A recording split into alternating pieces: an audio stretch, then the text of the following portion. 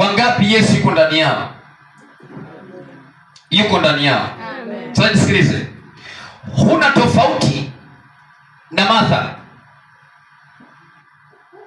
ambaye alimkaribisha Yesu. Tazama, niko mlangoni nabisha. Mtu akiisikia sauti yangu na kufungua mlango, nitaingia kwake, nitakula pamoja naye, naye pamoja nami. Bwana asifiwe.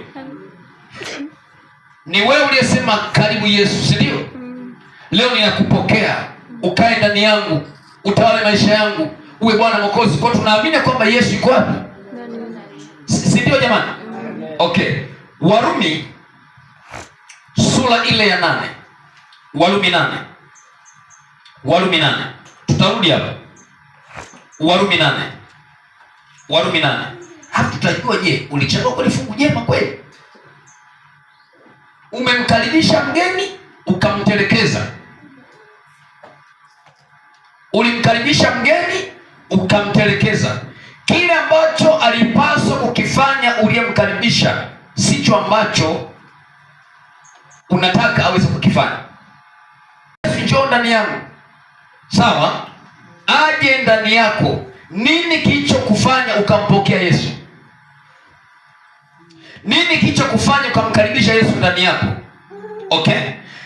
Kile kilichokufanya umkaribisha Yesu ndani yako ndicho ambacho wewe uliyemkaribisha Martha, wewe ndicho ambacho yeye anakifanya kwako. Sasa wengi mmemkaribisha Yesu afu mmemtelekeza hapo. Amekaa tu kama sanamu tu, amekaa tu.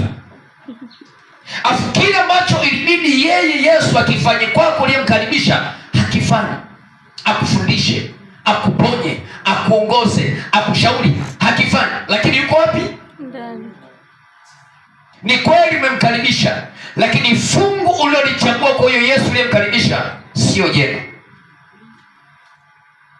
Martha akadaka hiyo kitu, akakaa miguuni pake, anamsikiliza. Nifundishe Yesu, niongoze, nifanyaje? Nataka nifanyaje kwenye maisha yangu ili niweze kurithi ufalme kama aliyeuliza, nifanye nini? Anasikiliza. Martha anahangaika kwa mara kitunguu, mara jamani, Yesu aje nisaidie huku, vitunguu vimeshikia kwenye macho, mara kahangaika huku. Bwana, unahangaika na vitu gani hivyo? Ufalme wa Mungu si kula na kunywa. Wewe unaangalia masuala ya kula kula. Ufalme wa Mungu haupo kwenye masuala ya kula na kunywa. Bwana asifiwe. Kwa kuna vitu na vipa kipaumbele, kwa Mungu ni sifuri. Ndio maana Mathayo 6:33 anasema, bali utafuteni kwanza ufalme wa Mungu na haki yake, na hayo mengine mtazidishiwa. Kwa hiyo unapomkaribisha Yesu ndani yako, first priority, tafuta kujua ufalme ambao Yesu amekuja nao ndani yako. Anataka ufanye nini kwa ajili ya ufalme? Naongea na mtu? Amen.